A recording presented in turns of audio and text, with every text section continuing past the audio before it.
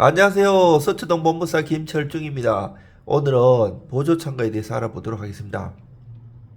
타인 간의 소송 계속 중에 그 소송 결과에 관해서 이해관계 있는 제3자가 당사자 일방의 성수를 보조하기 위해서 그 소송에 참가하는 것을 말해요.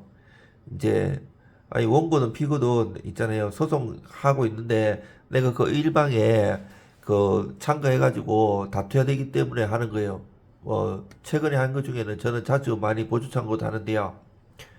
그 공인중개사의 손님이 손해배상 소송을 공인중개사 협회에다가 했는 거예요. 근데 공인중개사 협회가 지면 당사자인 공인중개사한테 협회가 구상 들어올 것 같으니까 제가 바로 그 공인중개사 손님을 그 위에서 보조참가를 해가지고 이겨드렸습니다. 보조참가도 반드시 그렇게 많이 해야 되는 거고요. 보조참가는 이제 소가 아니고 보조참가에는 피임참가인 당사자의 성수를 위한 보조자일 뿐 당사자가 아니에요. 소송 결과에 대해서 이해관계 있다는 것은 판결의 효력이 직접 보조참가에게 미치는 경우나 참가인의 법률상 지위가 소송 목적인 권리관계의 존부와 논리적인 의존관계에 있는 경우를 말하고요.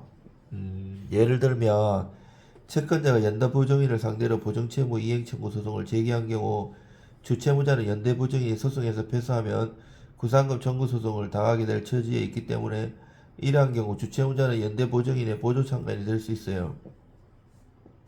그 보조참가로 인해서 소송 절차를 현저하게 지연시키는 경우에는 보조참가가 허용되지 않고요.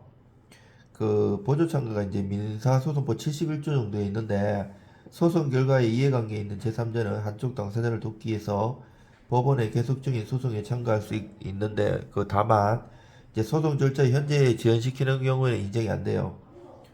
보조 참가에는 수에 관한 규정이 적용되지 않고요. 참가 신청은 서면 또는 말 어느 쪽이든 할 수 있어요.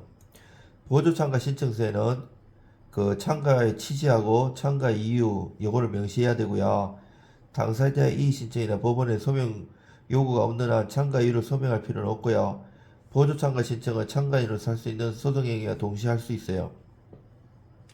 참가 신청에 대한 허브 결정을 하지 않고요. 그 신청에 대한 이의 신청이 있을 때는 허브 결정을 하고요. 이의 신청이 있더라도 본 소송의 절차는 정지되지 않고 불의 결정이 있어도 그 확정 시까지는 참가인으로서의 소송행위를 제한 없이 할 수 있고요. 참가 불허의 결정이 확정되면 그때까지 참가인이 한 소송에는 효력이 잃게 되지만 비참가인이 원형하면 그 효력이 유지돼요. 그리고 보조 참가인은 원칙적으로 모든 소송일을 할 수 있고요. 사실을 주장하거나 다툴 수도 있고 증거 신청, 상소 제기, 이의 신청 등에 제한이 없는 것이 원칙이에요. 근데 참가인의 상소는 피참가인의 상소 기간에만 할 수 있고요. 그러나 할 수 없는 게 있는데 뭐 소송 진행 정도에 따라 피참가인도 할 수 없는 행위, 뭐 피참가인의 행위에 어긋나는 행위, 피참가인에게 불이익한 행위, 소의 변경이나 반소 중간하게 소책이 사법상의 권리 행사를 할 수 없어요.